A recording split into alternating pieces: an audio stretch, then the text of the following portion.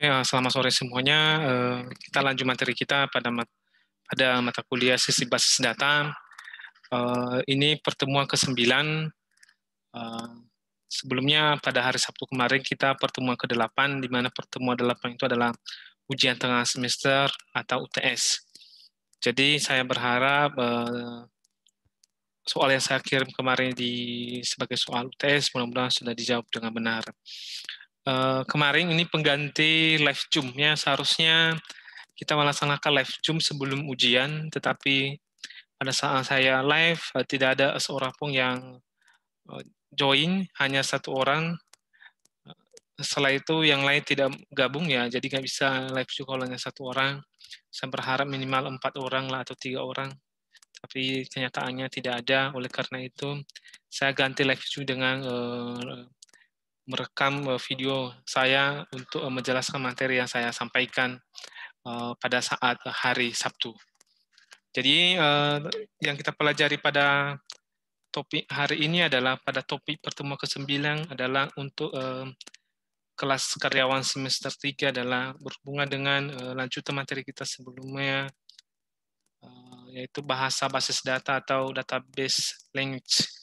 Jadi bahasa yang kita kenal biasanya adalah ada bahasa Indonesia, ada bahasa Inggris, ada bahasa Kesukuan, misalnya bahasa Batak, bahasa Nias, bahasa Karo.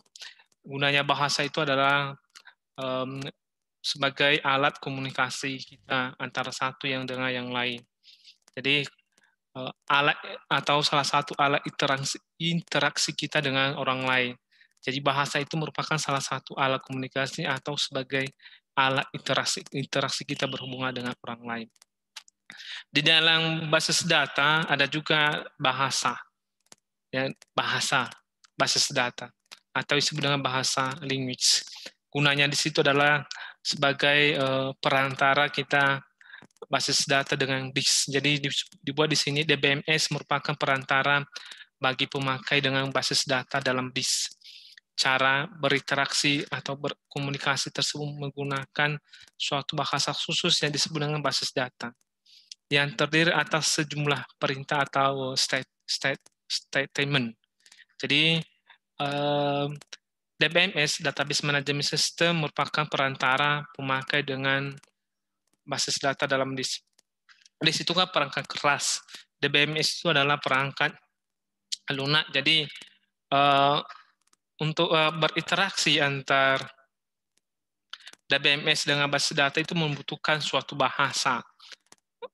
Jadi kalau kita simulasikan, coba Anda lihat gambar ini, seperti apa sih basis data itu? Ini ada DBMS, Database Management System. Jadi ini aplikasi ini berhubungan dengan basis data. Untuk perantara mereka ini adalah ada disebut dengan basis data atau bahasa basis data. Jadi bahasa basis data. Bahasa basis data itu ada salah satu bahasa yang dikenal itu adalah SQL. Bahasanya itu dengan kepanjangan adalah struktur querying language. Jadi struktur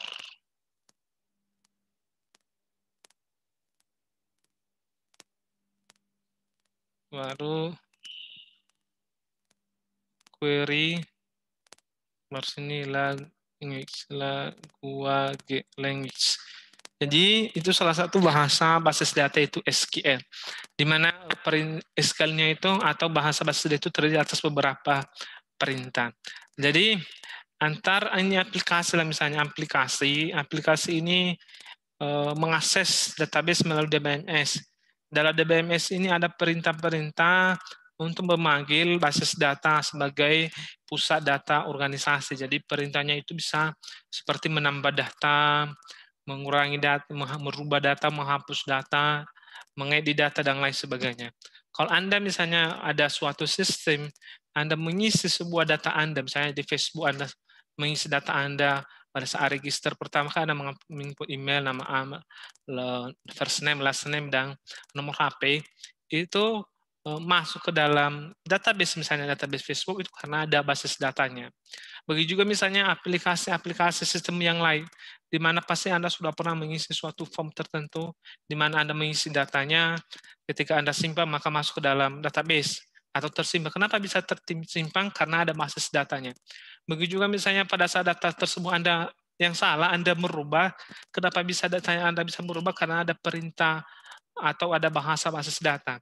Begitu juga kalau misalnya Anda hapus data Anda, misalnya Anda input ternyata salah, harus dihapus. Kenapa bisa terhapus data tersebut? Karena ada bahasa basis data atau ada perintahnya. Jadi itulah guna basis data. Jadi bahasanya itu adalah sebagai interaksi antara DIS. DIS itu adalah perangkat keras dengan DBMS. DBMS itu adalah perangkat lunak. Kenapa bisa mereka berinteraksi? Kenapa bisa mereka seperti berkomunikasi? Karena memang ada bahasa basis data yang disebut dengan SQL. Jadi di sini ada SQL, Structured Querying Language. SQL itu pada dasarnya atau bahasa basis data itu pada dasarnya terdiri atas dua macam, yaitu database data definition language atau DDL dan data manipulation language.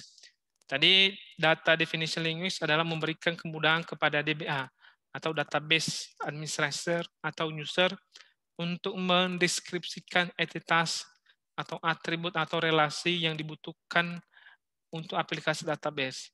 Hasil dari DEL adalah kumpulan tabel yang disimpan dalam file, khususnya disebut dengan kamus data atau data dictionary. Data manipulation language berguna untuk melakukan manipulasi pengambilan data, yaitu berupa penyisipan atau penambahan data baru ke suatu basis data, penghapusan data dari suatu basis data, dan pengubahan data dari suatu basis data. Jadi jelas DDR data definition language, kalau DML data manipulation language. Jadi perintahnya itu pada umumnya di sini dia terbagi dua. DDL itu terbagi atas create, drop, alter. Ini adalah perintah-perintah. Ini adalah perintah-perintah untuk membuat database, perintah untuk menghapus database,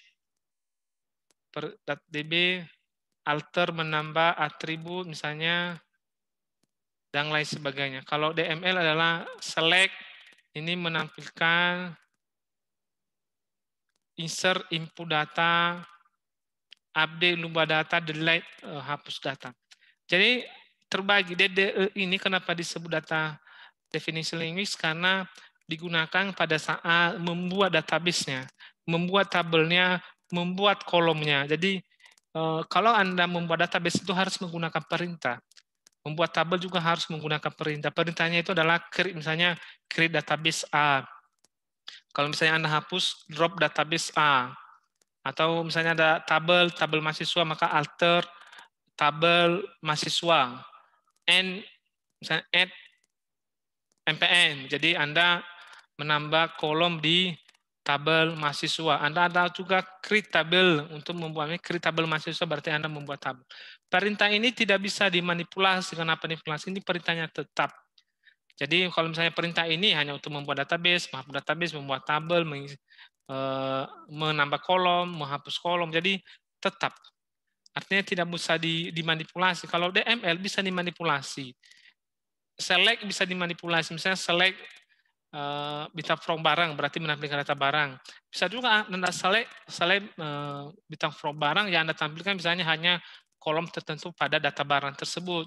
Tidak semuanya bisa. Juga insert, Anda juga bisa menginput data itu tidak harus semuanya, ada juga sebagian. Juga update, bisa Anda merubah suatu data tidak harus semuanya, misalnya ada data tertentu. Bisa juga Anda menghapus data. Jadi kalau DML itu bisa dimanipulasi, bisa dipoles, bisa dimainkan, bisa lagi artinya bisa kita gunakan dengan berbagai macam cara.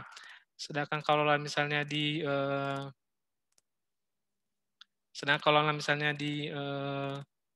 DDL itu tidak ada yang seperti itu karena dia biasanya berhubungan dengan pembuatan tabel, pembuatan database, pembuatan kolom, pembuatan penambahan kolom, dan lain sebagainya. Sedangkan manipulasi itu berhubungan dengan menambah data, menghapus data, merubah data, dan menghapus. Jadi kalau DDL berhubungan dengan struktur dari database dan tabel, sedangkan DML berhubungan dengan isi dari database dan tabel. Sedangkan DCL ini adalah data control language, itu berhubungan dengan pengontrolan. Biasanya ada graph, ada Rofico, berhubungan dengan kontrol dari DDL dan DML. Jadi pada umumnya database tersebut, bahasa basis data ada dua, DL dan DML. Jadi udah jelas tadi, DL berhubungan dengan struktur dari pembuatan struktur dari database yang tabel, sedangkan DML berhubungan dengan isi dari tabel tersebut. Jadi saya harap Anda bisa juga membaca materi ini atau materi yang lain di internet untuk menambah wawasan Anda yang berhubungan dengan bahasa basis data. Oke, seterusnya.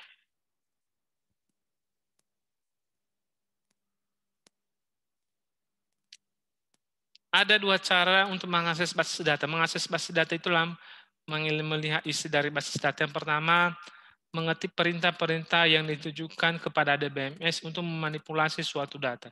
Biasanya DML yang digunakan bersifat non-prosedural. Jadi, pertama bisa melalui mengetik perintah. Jadi, perintah-perintah yang ada di dalam DMS kita ketik langsung untuk memanipulasi sebuah data. Jadi, berarti melalui ketik langsung ya, biasanya menggunakan command prompt atau CMD. Bagian B melalui program aplikasi yang menerbitkan instruksi-instruksi internal ke DMS yang untuk memanipulasi data dan memberikan ke program. Bahasa program yang digunakan dapat berupa pemrograman konvensional Pascal, C, COBOL, Fortran yang menggunakan pendekatan prosedural. Jadi di sini dijelaskan bahwa mengakses database itu bisa menggunakan perintah langsung, bisa juga melalui aplikasi yang lain. Karena di dalam aplikasi lain tersebut sudah ada perintah-perintah SQL yang telah dibuat sebelumnya. Jadi tinggal diakses saja, tinggal diklik saja maka muncul. Kalau sekarang ada istilahnya aplikasinya adalah Navigate. Jadi aplikasi tersebut sudah tersedia, menampilkan data kita gampang, membuat database gampang, membuat tabel juga gampang karena sudah ada di dalamnya atau sudah diprogramkan sebelumnya. Jadi seperti itulah penjelasan dari topik pertemuan kita 9 pada minggu yang lewat. Saya berharap Anda tetap mempelajari basis data.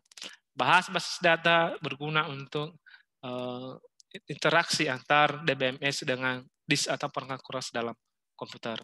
Sekian pertemuan kita, selamat sore dan salam sejahtera bagi kita semuanya.